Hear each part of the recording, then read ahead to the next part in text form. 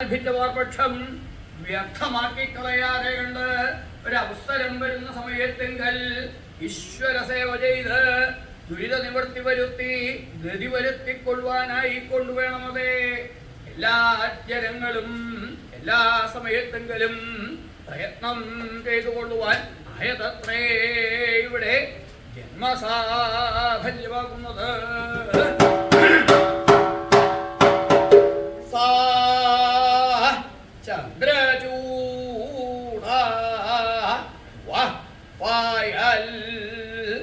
വണ്ണമെല്ലാം ഇരിക്കുന്ന ചന്ദ്രചൂടൻ ഭവാന്മാരെ രക്ഷിക്കട്ടെ.